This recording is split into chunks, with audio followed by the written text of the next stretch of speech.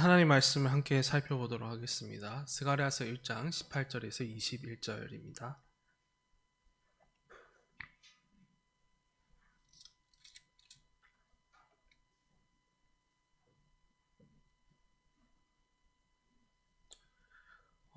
우리 4절밖에 되지 않아서 우리 다 함께 같이 읽어보도록 하겠습니다. 그럼 시작하도록 하겠습니다. 내가 눈을 들어본즉 내게 뿔이 보이기로 이에 내게 말하는 천사에게 묻되 이들이 무엇이니까 하니 내게 대답하되 이들은 유다와 이스라엘과 예루살렘을 흩트린 뿔이니라. 그때 여호와께서 대장장이 4명을 내게 보이시기로 내가 말하되 그들이 무엇으로 왔나이까 하니 대답하여 이르시되 그 뿔들이 유다를 흩트려서 사람들이 능히 머리를 들지 못하게 하니 이 대장장이들이 와서 그것들을 더럽게 하고 이전에 뿔들을 들어 유다 땅을 흩트린 여러 나라의 뿔들을 떨어뜨리려 하느니라 하시더라. 아멘.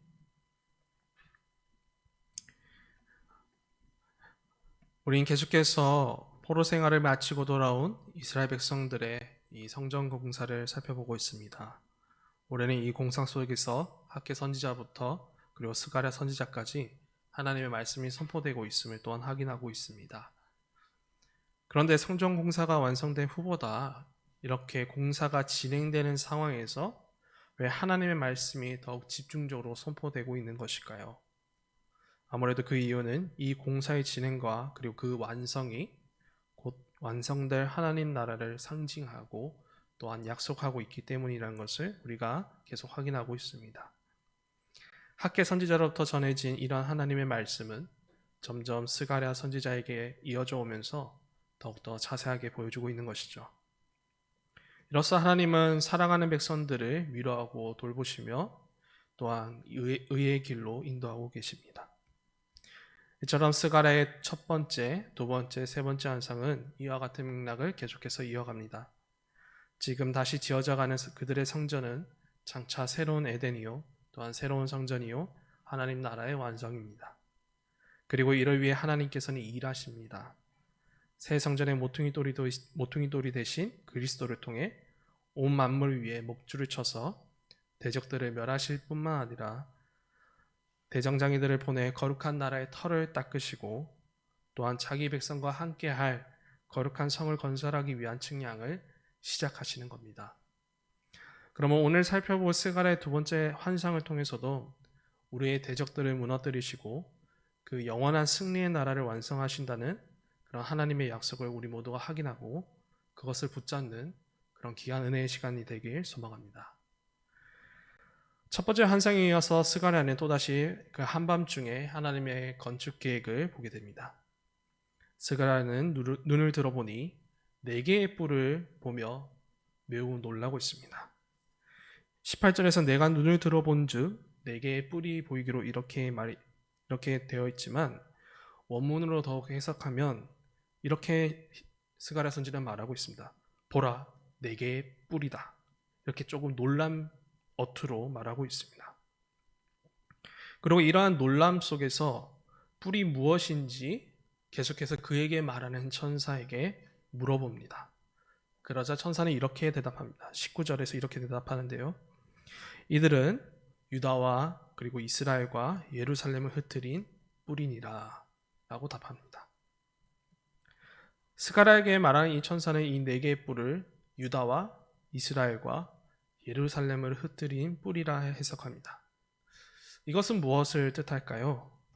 우리는 이것을 살펴보기 위해서 성경에 나타난 뿔에 대해 한번 훑어보려고 합니다. 성경에서는 뿔이 자주 등장합니다. 동물의 뿔을 잘라 그것을 가지고 기름통을 담기도 하고 거룩한 제단에 뿔을 붙이기도 하고 그리고 뿔을 잘라서 악기로도 사용합니다. 이렇게 물건으로 뿔을 사용할 뿐만 아니라 뿔은 성경에서 또 한 가지의 용법이 나오는데 바로 하나의 비유로도 사용됩니다. 뿔은 힘 그리고 명예, 지위를 비유하고 있습니다. 이에 관해서 대표적으로 사용된 구절이 있습니다. 시편 92편 10절인데요. 그러나 주께서 내 뿔을 들소의 뿔같이 높이셨으며 내게 신선한 기름을 부으셨나이다. 이렇게 시편 기자가 고백하고 있습니다. 시편 기자는 하나님께서 경건한 자의 뿔을 들소의 뿔같이 높이 드셨다고 고백합니다.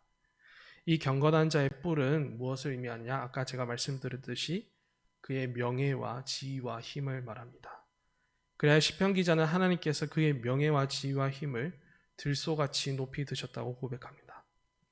이처럼 뿔은 어떤 힘과 명예, 어떤 지위를 상징합니다. 그런데 더 나아가서 뿔은 한 민족의 어떤 권력과 힘과 그리고 그 나라 그 자체를 상징하기도 합니다. 그 의미가 바로 스가랴 선지자가 본 네 개의 뿔입니다. 이 네 뿔들에 대해 스가랴에게 말하는 천사는 나중에 살펴보겠지만 뒷부분 21절에서 더욱 자세하게 소개하고 있는데요. 21절 끝에 이 네 개의 뿔들에 대해 이렇게 말하고 있습니다. 유다 땅을 흩뜨린 여러 나라의 뿔이라고 소개하고 있죠. 이것을 통해 알 수 있듯이 이 네 개의 뿔은 유다와 이스라엘과 예루살렘을 흩뜨린 나라와 민족을 말하고 있습니다. 그리고 그들의 힘을 말하고 있습니다. 그렇다면 유다와 이스라엘과 예루살렘을 흩뜨린 나라와 민족은 어디일까요? 우린 이에 대한 힌트를 또한 오늘 말씀 속에서도 똑같이 발견할 수 있습니다. 흩뜨리다 라는 이 단어는 남유다와 북이스라엘 왕국의 멸망에 관해 쓰인 단어입니다. 에스겔서 그리고 예레미야서에서는 이 왕국의 멸망을 흩뜨려진 이스라엘과 유다라고 많이 표현되어 있습니다. 이에 따라 정리하자면 네 개의 뿔은 남유다와 북이스라엘 왕국을 멸망시킨 대표적인 네 개의 나라들을 뜻합니다. 먼저는 기원전 722년에 북이스라엘 멸망시킨 아수르, 그리고 기원전 586년에 남유다를 멸망시킨 바벨론, 이렇게 두 나라를 우리 확인할 수 있고요. 그리고 나머지 두 나라는 또 어디일까요? 이 다음 나라에 대한 힌트를 또한 에스겔서 29장 1절에서 16절에서도 또 확인할 수 있습니다. 시간이 되면 같이 읽어보면 좋겠지만 이렇게 한번 일단 여기서부터 힌트를 얻었다고 생각하시고 제가 말씀드리자면 이 본문에 따라 우리가 확인할 수 있는 이 세 번째 나라는 예루살렘의 멸망을 그저 방관하고 하나님의 백성의 학대를 가만히 지켜본 이집트입니다. 그리고 마지막으로 그 네 번째 그 네 개의 뿔이 상징하는 그 나라는 포로가 된 백성들을 잡아두고 성전 이 재건축 공사에 비협조적인 페르시아 제국을 뜻합니다. 물론 이 네 개의 나라들은 하나님의 심판의 도구로 사용되었던 나라들이기도 했습니다. 하지만 스가랴에서 1장 15절 우리가 지난번에 살펴봤던 그 부분에서 이 나라들은 어떤 나라들이었느냐? 바로 그저 안일한 나라들이었습니다. 하나님은 자기 백성들에 대해 이 안일한 나라들에 대하여 진노하셨습니다. 하나님 분명 조금 노하셔서 그들을 사용하셔서 남유다와 북이스라엘 왕국을 심판하셨습니다. 그런데 이 네 개의 나라들은 힘을 더욱 내어서 유다와 이스라엘과 예루살렘의 백성들을 괴롭히고 그들의 고통을 더했습니다. 스가랴 선지자는 이러한 네 개의 뿔을 보고 있자니 놀란 마음을 감출 수가 없었던 것입니다. 보라, 네 개의 뿔이도다. 그런데 이어서 하나님께서는 네 명의 대장장이를 이제 보여주시고 이제 그들의 하는 일을 보여주십니다. 근데 이를 통해서 스가랴 선지자는 이 놀란 마음을 안도로 바꾸게 됩니다. 이제 대장장에 대한 내용들이 20절에서 21절이 나오는데요. 이 부분도 같이 보도록 하겠습니다. 다시 한번 더 읽어봤으면 좋겠는데요. 그때 여호와께서 대장장이 4명을 내게 보이시기로 내가 말하되 그들이 무엇하러 왔나이까 하니 대답하여 이르시되 그 뿔들이 유다를 흩뜨려서 사람들이 능히 머리를 들지 못하게 하니 이 대장장이들이 와서 그것들을 두렵게 하고 이전에 뿔들을 들어 유다 땅을 흩뜨린 여러 나라의 뿔들을 떨어뜨리려 하느니라 하시더라. 아멘. 하나님께서는 이제 4개의 뿔이 아닌 이제 4명의 대장장이를 보여주십니다. 4개의 뿔 그리고 4명의 대장장이 서로 어떻게 보면 아직까지는 잘 정확하지 않지만 어떻게 큰 대조를 이루는 그런 느낌을 받게 됩니다. 여기서 4명의 대장장이는 무엇을 의미할까요? 대장장이로 번역된 이 하라스라는 이 히브리어 단어는 본래 이런 뜻을 담고 있습니다. 무언가 부수거나 파괴하여 만드는 일을 하는 사람을 뜻합니다. 그래서 조각가 그리고 숙련공이나 어떤 그런 기술을 가진 어떤 파괴 장인을 뜻하는데요. 여기서는 대장장이로 번역되어 있으니 이런 본래 의미가 조금 덜 살아나는 것 같습니다. 그래서 대장장이라고 우리가 읽지만 우리가 그 의미 속에서는 파괴의 장인이라고 이렇게 기억하면 좋을 것 같습니다. 그래서 스가랴는 이러한 4명의 파괴의 장인들이 무엇을 하는지 물어봅니다. 그러자 그에게 말하는 천사는 여호와 하나님께서 보이신 이 4명의 파괴의 장인들이 무엇을 하는지 답을 해줍니다. 이들이 하는 일의 첫 번째, 이 4개의 뿔을 두렵게 하는 일입니다. 앞서 살펴보았듯이 4개의 뿔들은 하나님의 백성들을 더욱 심하게 괴롭히고 고통을 더한 나라들입니다. 너무나도 처참히 짓밟아버리는 바람에 하나님의 백성들은 도저히 머리를 들지 못하는 상황이라고 말씀하고 계십니다. 여호와 하나님께서는 더 이상 이러한 상황을 묵도하실 수 없다라고 이제 판단하십니다. 이제는 이 파괴의 장인들을 통해서 그 4개의 뿔들이 상징하는 그 나라와 민족들을 도리어 두렵게 하시고자 합니다. 다시는 하나님의 백성들을 건들지 못하도록 만드신다는 것이죠. 두 번째로는 이 4명의 파괴의 장인이 하는 일들은 하나님께서 이 뿔들을 완전히 파괴하고 부수는 일에 이들을 사용하십니다. 하나님은 이 4명의 파괴의 장인들의 능력을 최대치로 끌어올려서 다시는 4개의 하나님의 백성을 건들지 못하도록 하시는 것이죠. 여기 이를 위하여서 여기 본문에는 이전의 뿔들을 들어 유다 땅을 흩트린 여러 나라의 뿔들을 떨어뜨리려 하느니라 하시더라 이렇게 나와 있는데요.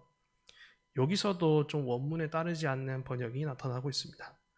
원문에 가까운 번역을 한 ESV나 또한 가장 최근에 번역을 한 새 번역에서도 이 부분을 이렇게 다시 고쳐서 말하고 있는데요. 이전의 뿔들에 대한 내용이 없습니다. 제가 정확하게 다시 이렇게 직역해서 말씀드리자면 유다 땅을 흩뜨리기 위해 유다를 상대로 들어올린 나라들의 뿔을 부수어 떨어뜨리게 할 것이다 라고만 이렇게 원래 되어 있는 문장입니다. 그래서 하나님께서는 이 4나라에 대한 하나님 당신의 그 분노를 나타내시고 이 유다 땅을 멸망시킨 그 나라들과 민족들에 대해 복수의 심판을 행하고자 하시는 겁니다. 그 유다를 상대로 들어올린 그 나라들의 뿔을 부수어 떨어뜨리게 할 것이다. 그래서 4개의 뿔에 맞게 4명의 파괴의 장인들을 보내어서 그 4개의 뿔을 완전히 다 부숴버리는 그런 복수의 심판을 행할 것이라는 것을 말씀해 주고 계시는 겁니다. 그리고 이뿐만 아니라 유다와 이스라엘과 그 예루살렘의 복수를 행하실 뿐만 아니라 하나님께서는 그들을 다시 풍부하게 하시고 이루하실 것을 또한 스가랴서 첫 번째 환상을 통해서도 약속하고 계십니다. 이렇게 이러한 4개의 뿔들이 상징하는 그 4개의 나라들에 대한 하나님의 그 심판의 복수는 실로 역사 가운데 나타났습니다. 아직도 그 아수르 그리고 바벨론 그리고 그 고대 이집트 왕국 그리고 페르시아 제국이 지금도 존재하고 있습니까? 이 4나라 모두 다 하나님의 그런 말씀과 그리고 하나님의 그 심판에 행하시겠다는 그 약속에 의해서 지금은 존재하지 않고 있습니다. 이러한 하나님의 모습은 시편 75편 10절에 나타난 그 언약의 하나님의 신실하신 일하심이기도 합니다. 시편 75편 10절에서 이렇게 시편 기자가 고백하고 있는데요. 다 함께 읽어보도록 하겠습니다. 시작. 또 악인들의 뿔을 다 베고 의인의 뿔은 높이 들리로다. 아멘. 하나님께서 악인의 뿔을 모두 다 벨 것이고 결국에 마침내는 의인의 뿔을 높이 들리실 것이라는 그런 하나님의 일하심을 오늘 이 말씀을 통해서 보여주고 계신 겁니다. 여기까지가 스가랴 선지자에게 보여준 두 번째 환상입니다. 오늘은 조금 많이 간단한데요. 저도 이렇게 간단해서 끝나면 좋을 줄 알았는데 그게 아니더라고요. 요 환상이 의미하는 환상이 가지고 있는 의미를 좀 더 우리에게 적용하고 또한 우리의 삶에 더욱더 돌아보기 위해서는 좀 더 한 단계 더 나아가야 됩니다. 하나님께서는 자기 백성들을 위한 복수의 심판자가 되어주시고 그들을 억압한 나라들과 권세들을 벌하시고 완전히 멸하시라는 이 강력한 선포를 이 메시지를 통해 담아 놓으셨습니다. 이 강력한 메시지 앞에서 우리는 한 번 더 진지하게 묵상해야 될 부분이 있습니다. 그것은 바로 왜 성전 공사 속에서 이 메시지가 주어졌는지 말이죠. 이 심판에 대한 메시지는 다른 구약의 선지자를 통해서도 많이 나타나고 있습니다. 이스라엘을 억압한 나라들에 대한 그 심판과 경고는 이사야 선지자, 그리고 에스겔 선지자, 예레미야 선지자, 다니엘 선지자 이외에도 수많은 선지자를 통해서도 나타나고 있습니다. 그런데 왜 성전 공사 속에서 이러한 강력한 메시지가 계속해서 반복되고 있는 것일까요?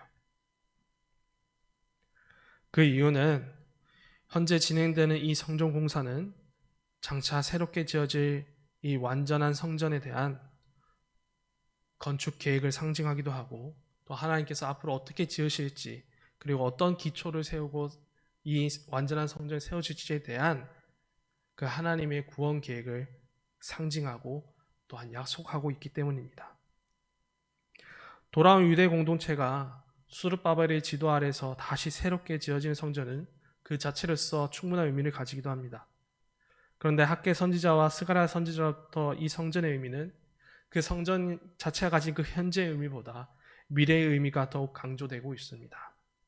하나님께서는 지금 지어지는 이 성전이 먼 훗날 완성될 하나님 나라이자 하나님과 그의 백성이 온전히 함께할 거룩한 성으로서 완성될 것을 예표하고 또한 희망찬 약속을 전하시고 있는 것입니다.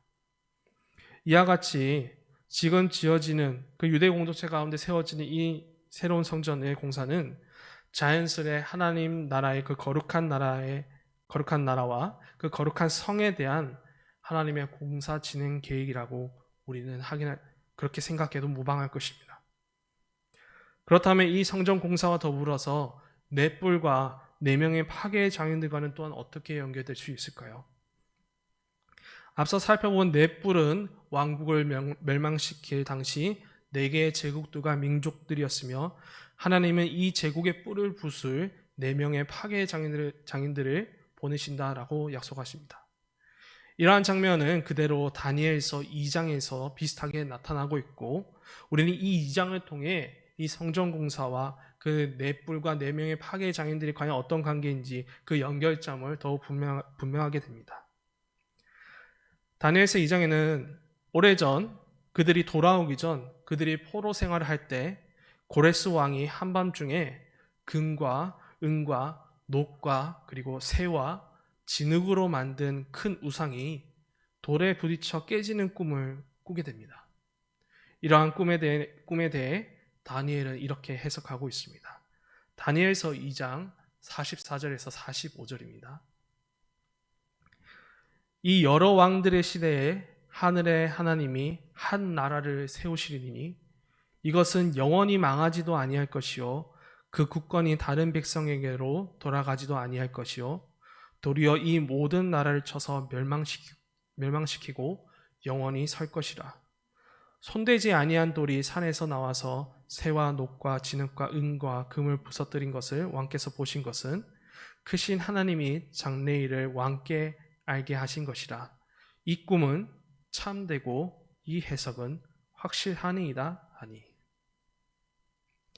다니엘의 해석대로 금과 은과 녹과 새와 진흙으로 만든 우상은 여러 왕들의 시대, 그리고 여러 시대에 존재하는 수많은 나라들과 민족들과 권세자들을 뜻합니다. 이들은 계속해서 이 땅 가운데 하나님 나라의 백성들을 괴롭게 하고 고통을 더하는 공중의 권세 잡은 자, 또한 마귀와 손을 잡은 자, 또한 그런 나라들이기도 합니다. 그런데 끝내 하나님은 손대지 아니한 돌을 쳐서 이 땅 위에 있는 그런 나라들을 모두 멸하실 것을 말씀하십니다. 그리고 이러한 나라들의 멸망을 기초 삼아서 무엇을 만드시냐? 영원히 망하지도 않을 영원한 나라를 세우실 것을 약속하고 보여주십니다. 이처럼 하나님은 이 성전 공사 속에서 네 뿔과 네 명의 파괴의 장인들이 나타나는 환상을 보여주신 것은 자신의 거룩한 나라이자 자기 백성들과 살 성을 이 땅 위에서 어떻게 지을지 말씀하고 계신 겁니다. 이 위대한 공사의 기초는 바로 자기 백성을 괴롭게 하고 고통을 더한 나라들과 민족들에 대한 심판의 날부터 이루어질 것이라고 하나님께서는 선포하고 계시고, 그리고 분명히 그렇게 하실 것을 자신의 계획을 우리에게, 그리고 당시 그 유대 백성들에게 밝히고 계시는 겁니다. 이러한 하나님의 말씀과 계획에 따라 이제 성전을 지어가는 유대 공동체들은 과연 어떤 반응이었을까요? 아무래도 더욱 힘을 더하여서 그들은 성전의 공사를 마무리하지 않았을까요? 지금 지어져가는 이 성전을 통해서 하나님께서 우리에게 이 완성된 하나님 나라를 약속하셨다. 그리고 이 성전을 통하여서 하나님께서 우리의 원수들을 멸하실 것이다 라는 그 약속과 그 기대를 품으며 그들은 힘을 내어 한 돌 한 돌을 이렇게 쌓아 올리지 않았겠는지, 그런 생각들을 해보게 됩니다. 주 안에서 사랑하는 성도 여러분, 우리도 이러한 구약의 백성들과 같이 우리도 이러한 기대와 기다림 속에서 살아가야 되지 않겠습니까? 세상의 권세 잡은 자들과 그리고 마귀의 세력들이 우리를 괴롭게 하고 그리고 우리를 흩트릴지라도 우리는 여전히 이 땅에서 파괴의 장인들을 기다리며 우리의 성전을 지어가야 되지 않겠습니까? 또한 하나님께서 보여주신 이 건축 계획을 신뢰하며 우리도 함께 그 영원한 나라를 향한 거룩한 여정을 계속 이어나가야 되지 않겠습니까? 세상이 말한 소망이 아니라 하나님께서 보여주신 이 소망을 붙잡고 말씀에 순종하는 우리의 삶을 더욱더 한 걸음 한 걸음 살아가야 되지 않겠습니까?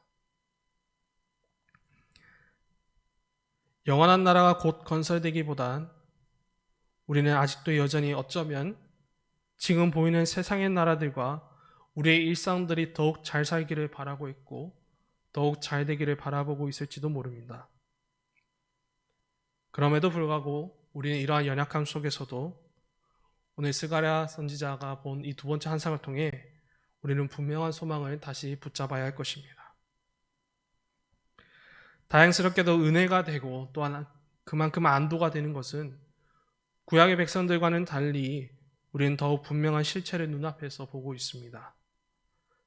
스가랴 선지자에게 보여주신 환상보다 더욱 분명하고 또한 선명하고 이미 4명의 파괴 장인들의 일을 하시는 분, 그리고 우상을 무너뜨린 돌이 되시는 그분이 이미 우리 앞에 계신다는 것입니다. 그리고 그분으로 인하여서 장차 세워질 영원한 나라에 대한 계획이 철저하게 보증되고 또한 우리 눈앞에서 약속되었다는 사실입니다. 바로 믿는 자들의 구원의 뿌리 되신 우리 주 하나님의 아들 주 예수 그리스도를 통해서 말입니다. 하나님의 아들 주 예수 그리스도는 장차 마지막 날 모든 성도들의 뿔을 높이 들려 올리실 구원의 뿔이 되십니다. 그리스도는 이 땅에 내려오셔서 택한 자들의 모든 죄를 대신하여 죽으심으로 죄의 지배를 끊어내셨습니다. 또한 3일 만에 부활하시고 또 하늘 보좌에 올라가 계심으로 온 만물을 통치하는 권세자가 되셨습니다. 또한 장차 마지막 날 다시 이 땅에 내려오셔서 악인과 의인을 심판할 심판주로 지금 계십니다.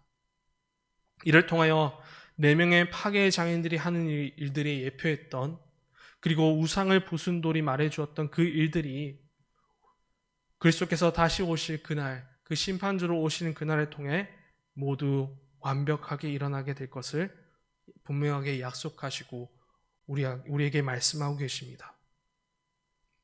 그분은 공중의 권세 잡은 자들과 마귀의 지배들을 모두 파괴하시고 모두 떨어뜨리게 만들 것이며, 그 후에 온 만물을 자기 백성과 함께하는 새로운 에덴, 그리고 새 하늘과 새 땅을 만드실 것입니다.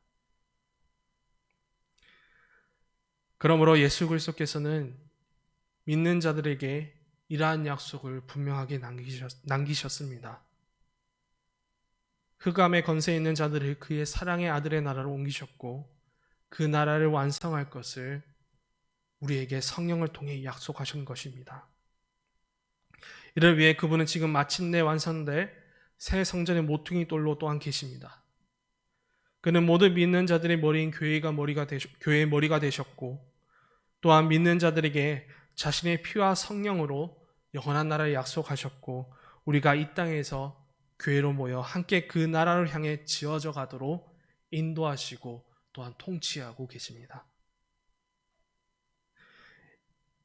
이러한 약속 속에서, 그리고 우리는 그 믿음으로 우리 안에 성령의 내주하심이 그 장차 완성될 하나님 나라에 대한 확실한 보증이 되고 있습니다.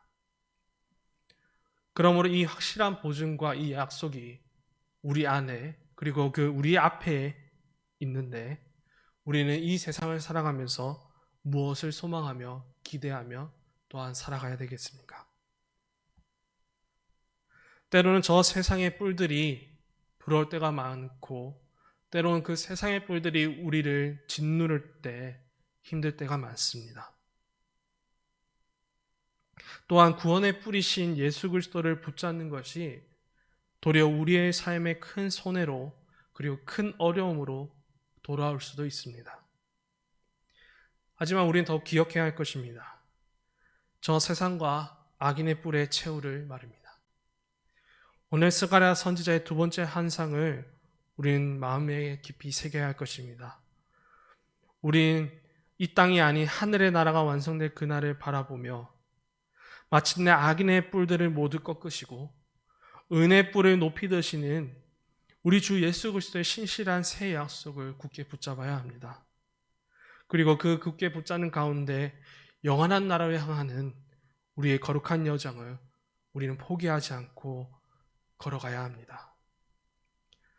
그러면 우리 모두 주 예수 그리스도 안에 살면서 그의 거룩한 말씀을 붙잡고 영원한 나라로 함께 향하는 그런 복된 백성들이 되길 주님의 이름으로 소망합니다. 지금은 어렵고 힘들어 보이는 길일지라도 저 4개의 뿔과 세상의 뿔이 우리를 힘들게 하고 어렵게 다가올지라도 그 뿔들을 붙잡는 것이 아니라 주의 말씀이 가르쳐 주시는 길을 따라 한 걸음 한 걸음 그 주의 구원의 뿔을 붙잡는 우리 모두가 되길 주님의 이름으로 축복하고 소망합니다. 우리 다 함께 이 시간 찬송가 370자 함께 찬송하고 함께 기도하고 또한